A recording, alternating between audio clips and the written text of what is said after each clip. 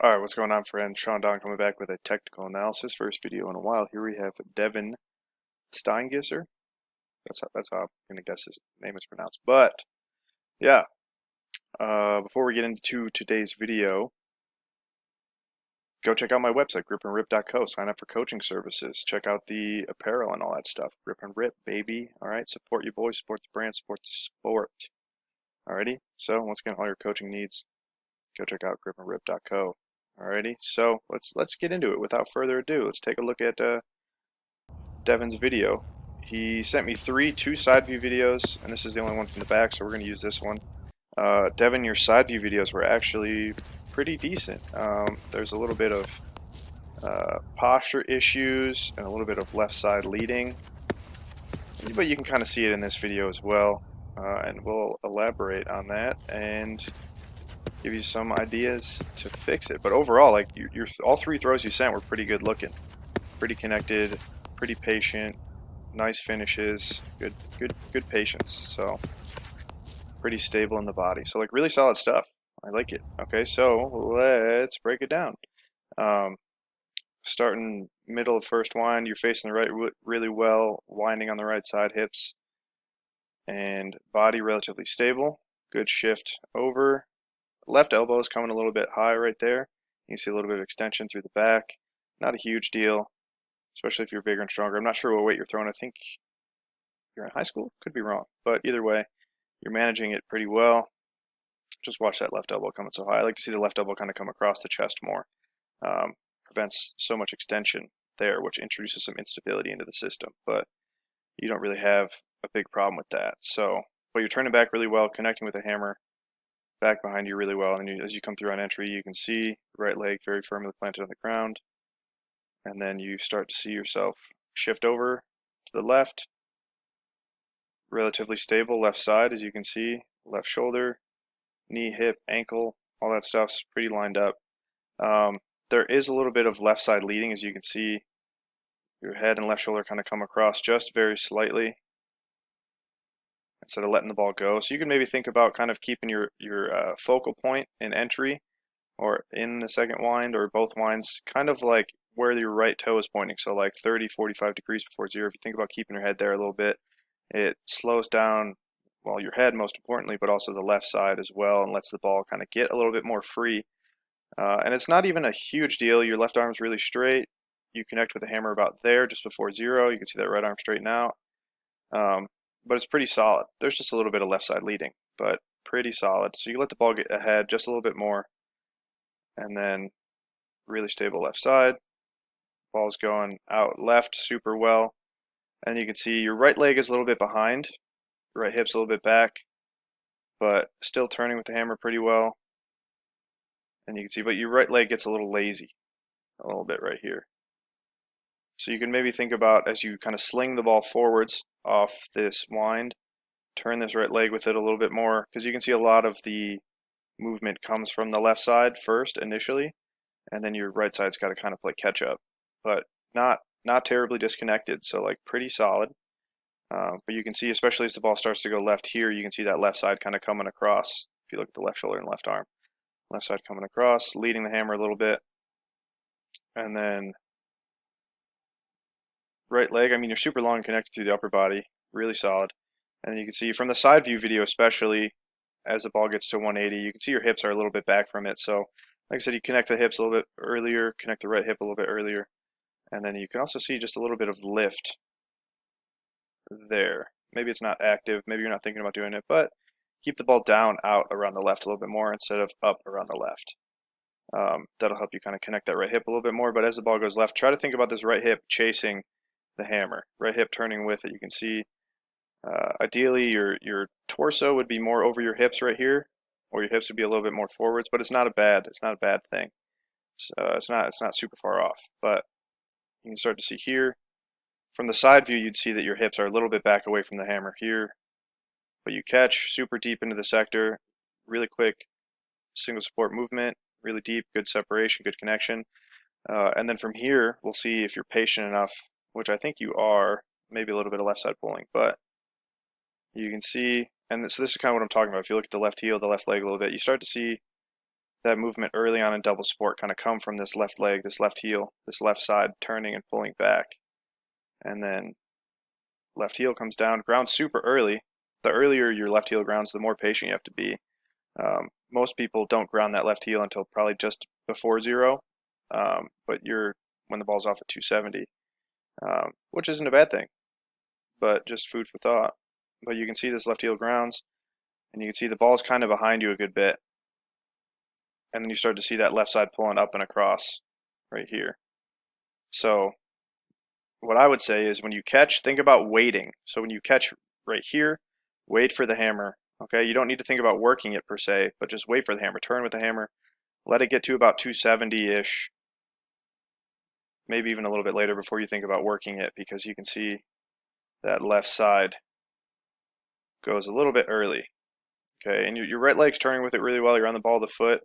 Your whole body's turning together, but you just see the ball is a little bit too far back behind you. So at this position right here, where your body is facing 0, the ball should also be just about at 0, maybe over this right leg a little bit more, but in this general vicinity right here, in line with the body, where you see you're just, about 15 degrees ahead of it, 20 degrees ahead of it. That's that left side pulling back. But good line of force through the right leg, up through the left shoulder. So that's the patience that I'm talking about, where your patience is really solid. Just pulling it a little bit. You can see a little bit of tension up in that left shoulder. But hips, legs, turning with the ball pretty well. Really solid. A little lift up in the chest. So you once again feel the ball go out a little bit more. Your orbit is pretty consistent turn to turn, but your high point is a little bit off to the right side over here a little bit. Like I said, try to feel the ball go out around the left instead of up over the left, if that makes sense. But hips, so that's the thing, is your hips are a little bit back at the start, but then they get under you as the throw goes on. So that's why it's good. Really solid single support here, great movement, good tilt in the shoulders, good plane of the shoulders and the hips. And then right foot comes down.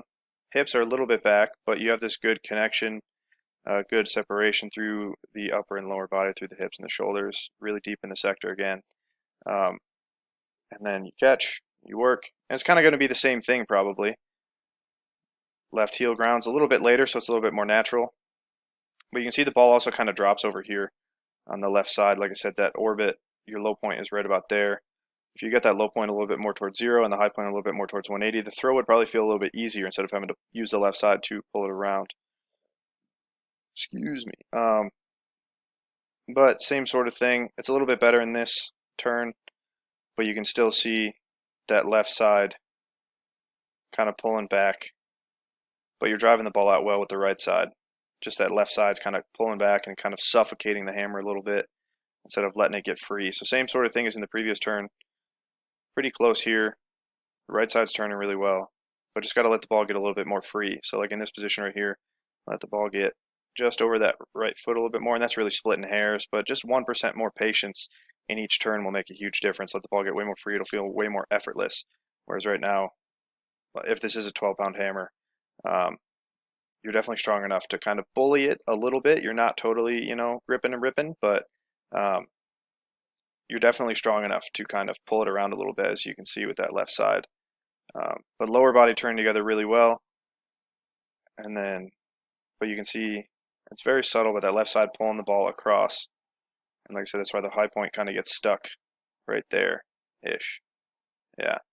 But really good single support movement. Good plane of the hips and shoulders again.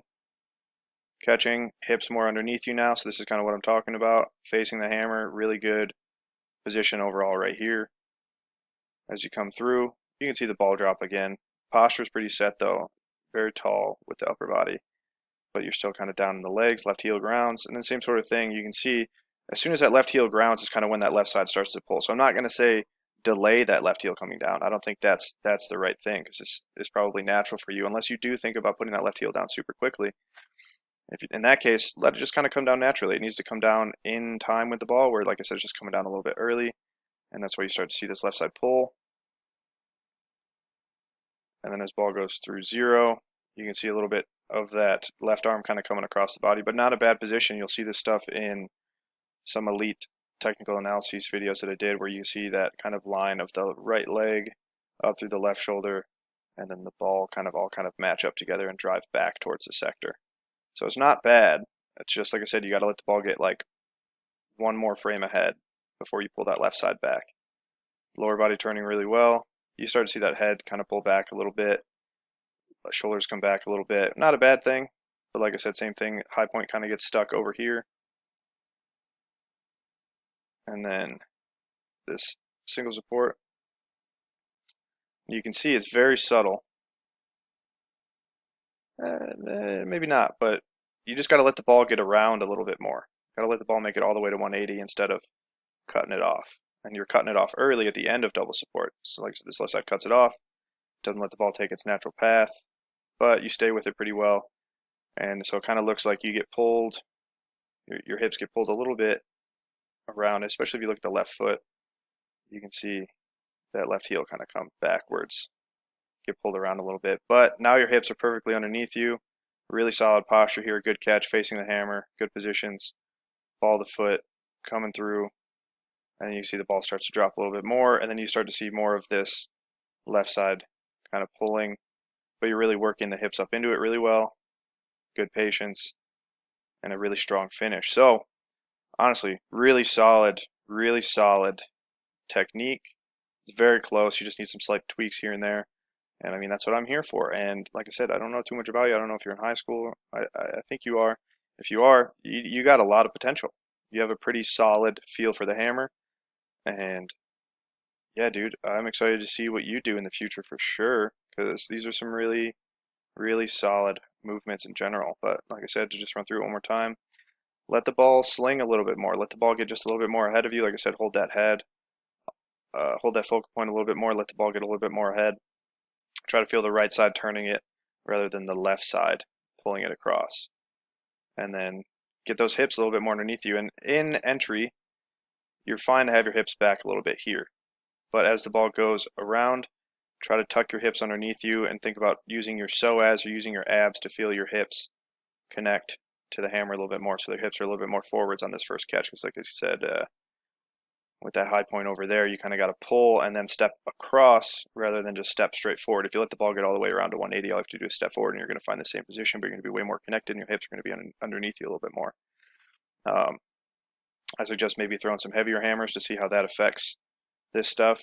If you have it, like a 14 or a 16 even, just easy training throws, don't have to go super hard.